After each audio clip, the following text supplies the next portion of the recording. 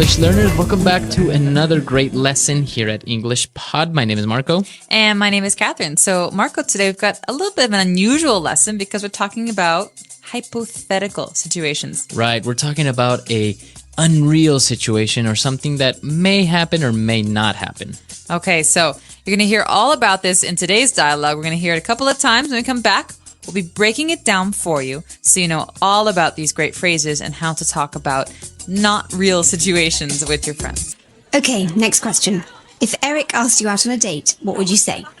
Duh. I would say yes. Eric is the most popular kid in school. Okay, my turn. What would you do if you won the lottery? Let's see. If I won the lottery, I would buy 2 tickets for a trip around the world. If you buy me a ticket, I'll go with you for sure. My dad would freak out if I even mention a trip like that. All right, this is a good one. What would your mom say if you told her that you're going to get married? If I told her that, she would faint and have me committed. All right, so I think that was clear and, well, a very common situation. 2 teenage girls talking to each other about, boys and what would you do and da-da-da. Guys do this too, so don't just put this on the girls, okay? I don't think we do it like this, though. No, but it's actually a very popular game in the car to play, the what if game. The what if game, Yeah. Exactly. And that's exactly the topic that we want to talk about today is the structure what if, which is actually called a conditional. All right, so conditional because the result, the thing that happens, depends on something else. Exactly. So let's actually take a look at the words in today's language takeaway before we talk about all this grammar stuff. Language takeaway.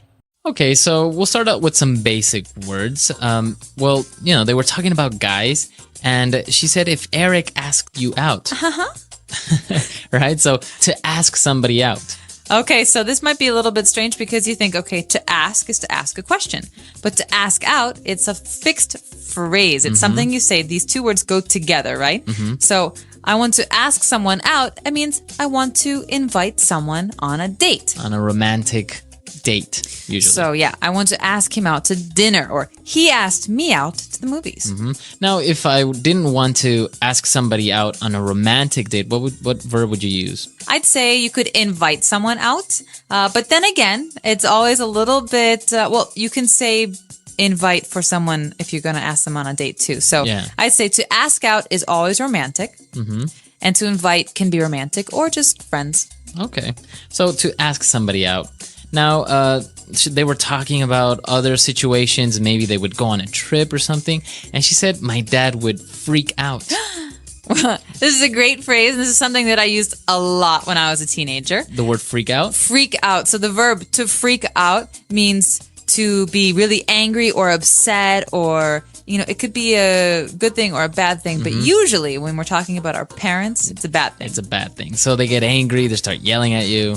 Yeah, so Freak out. Means like overreact. All right. And the last word that we have on language takeaway today is committed. Well, let's look at the whole phrase. He says, she would have me committed. So this is actually being done to someone. Now, we did look at this word before, but basically for marriage, right? To commit to somebody, to promise. Yeah, but to have someone committed means that you're going to send them away to maybe a mental institution. Exactly. So this means they have psychological problems and someone else sends them to the hospital because they can't send themselves. Exactly. So it's always used to have someone committed, right? Right, because it's being done to them. They don't want it to happen. It's involuntary. Okay. So she had him committed. My mom's going to have me committed if I keep working 20 hours a day. Exactly. So that's the way you use it. And so now you have another way of using this verb. But now I think we should listen to this dialogue again. We're going to slow it down a little bit, and then we'll come back and look at this grammar focus that we want to talk about. Okay, next question. If Eric asked you out on a date, what would you say? Duh. I would say yes. Eric is the most popular kid in school. Okay, my turn. What would you do if you won the lottery? Let's see. If I won the lottery, I would buy 2 tickets for a trip around the world. If you buy me a ticket, I will go with you for sure. My dad would freak out if I even mention a trip like that. All right. This is a good one. What would your mom say if you told her you were going to get married? If I told her that, she would faint and have me committed. All right, so we understood all the vocab now. Now let's take a look at these unreal situations and what we were saying, the what if game. Right. So I think it's important to push these into two different categories, right? We have one kind where it's very unrealistic. It's probably not going to happen, that kind of situation. And the other one is a situation that could very well happen, something that's probably very common. Okay. So the first one we're going to talk about is very unrealistic situations, things that probably won't happen. Okay, so let's take a look at an example that we found in the dialogue. The most common one, and I think everybody gets asked this question, is if you won the lottery, what would you do? Okay, if you won the lottery. So this is a situation that's very uncommon, right? Not many people win the lottery. So we have to say, if you won the lottery. So we use this verb in the past tense. If you won the lottery, if this happened, what would you do? Right. All so, right. Catherine, if you won the lottery, what would you do? If I won the lottery, I would buy a boat and sail around the world with my friends. All right. So another example, again, using the same structure, right? The verb in the simple past tense, we would say, if you were stuck on an island with one other person, who would that be? All right. So if you were stuck on a desert island with one person, who would that person be? So Marco, I'm going to ask you, who would it be? I think it would be an engineer or a scientist that could probably get me off the island. What about your girlfriend? No, well, that's the point. If I can get to her quicker. Oh, okay. I would say maybe kind of romantic, but kind of not. So that's the first situation. We've got these situations like being stuck on an island, winning the lottery. These are very unlikely. But what about the other kind? But before we move on to that, you notice that we used the verb was. We didn't say if I was on an island. I said if I were, right? Or if you were. So this is the way that you use it in these conditionals. If I were you, or if you were president of the United States. Yeah, this is a rule. So this is a grammar rule. We're not going to describe why it happens because it's very, very complicated and you can look it up on our site, but we're going to describe how to use it. That's the most important. So we can say, for example, Marco, if I were you, I would dye my hair red. Why? I don't know. I think it would look cool. I don't think so. So if I were you, I would. Or if you were me, what would you do? Exactly. So we always use it like this, right? If you're going to use this conditional, always use were for the subject, never was. Right. So you can tell this is very, very big grammar issue. A lot of English speakers make this mistake. Yes, very many. So, but now you know that you shouldn't make this mistake and you can speak properly. All right, so now that we've seen these semi-unreal situations, let's move on to something that's a little bit more probable, that it may happen. Right, so we've got these situations that are common or likely. For example, in this lesson we hear, I will go with you for sure. So this is, if you buy me a ticket to travel, of course I will go with you. So if you buy, this is in the present tense, if you buy, then I will. Right. Right. So now you notice the difference. The verb is in the present, and then we use, instead of would, we use will. So again, I can say, if it rains tomorrow, I will stay home and watch TV all day. Okay, so think about this. Before we talked about going to desert islands. Now we're talking about rain and the weather. They're very, very different. The rain is very common. So we can say, if it rains tomorrow, I will need an umbrella. What about this? If we have lunch tomorrow, what will we eat? So we have lunch pretty much every day, right? Yeah, pretty much. So again, it's a situation that is very probable. So if we have lunch tomorrow, we will probably eat, I don't know, pasta, I think. I'm feeling like pasta tomorrow. Pasta? Yeah. Some noodles? Yeah. All right, so Marco, let's take another listen to some of these phrases and try and figure out, while you're listening, which kind of conditional it is, first or the second. Example 1. If it's sunny today, we will go to the park. Example 2. I would get a divorce if I were you. Example 3. Mary will be very sad if Joe leaves. Example 4. We wouldn't be so late if Nick drove faster.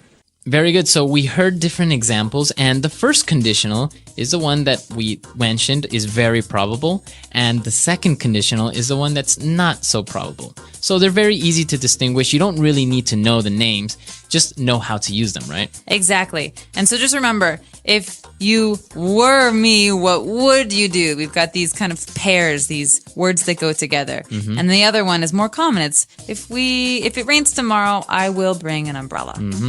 Perfect. So why don't we listen to this dialogue for the last time, just to kind of reinforce everything, and then we'll come back and talk a little bit more. Okay, next question. If Eric asked you out on a date, what would you say? Duh. I would say yes. Eric is the most popular kid in school. Okay, my turn. What would you do if you won the lottery? Let's see.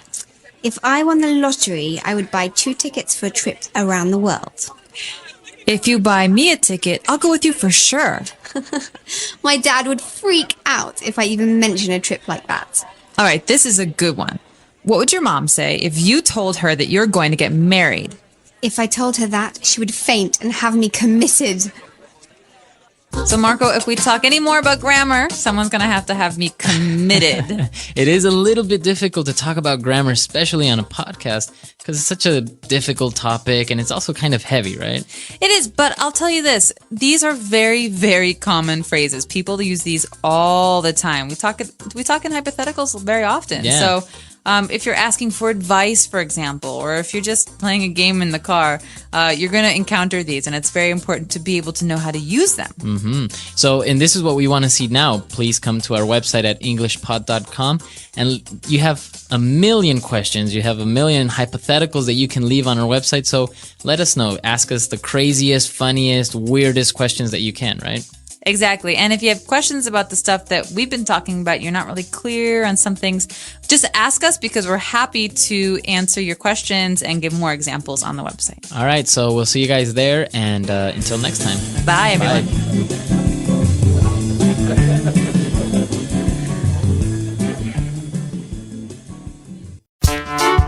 The English Pod Audio Review.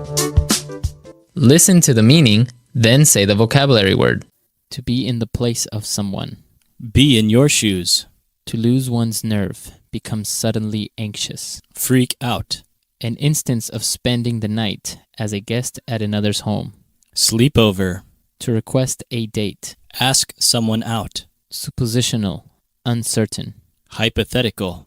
Put in a mental hospital. Commit. Rumor or talk of a personal, sensational, or intimate nature. Gossip. To join in marriage. Get married. To have dreamlike musings or fantasies while awake. Daydream. A romantic meeting. Date. Let's try that faster. Suppositional. Uncertain. Hypothetical. To join in marriage. Get married. Rumor or talk of a personal, sensational, or intimate nature. Gossip. To have dreamlike musings or fantasies while awake. Daydream. To be in the place of someone. Be in your shoes. Put in a mental hospital. Commit. A romantic meeting. Date. An instance of spending the night as a guest at another's home. Sleep over. To request a date. Ask someone out. To lose one's nerve. Become suddenly anxious. Freak out. Now say the word and hear it in a sentence. Ask someone out. When asking someone out, choose your moment carefully and practice what you might say in advance so that you don't appear tongue-tied. Ask someone out. I heard you asked your new neighbor out on a date. Ask someone out. I really want to ask Jeff out, but what if he says no? Freak out. Oh my gosh. I'm going to meet Justin Timberlake. I'm totally freaking out. Freak out. Why did you freak out when I told you I'd be late for dinner? Freak out. Don't freak out. We can solve this problem in 5 minutes. Commit. The judge had him committed to a mental institution. Commit. If you get committed to an asylum, can you eventually get out? Commit. He was committed to 50 hours of community service for his crimes. If I won $1 million, I would buy you a diamond ring. We wouldn't be so late if Nick drove faster. I would get a divorce if I were you. If it's sunny today, we will go to the park. If you study hard, you will pass the test. Mary will be very sad if Joe leaves.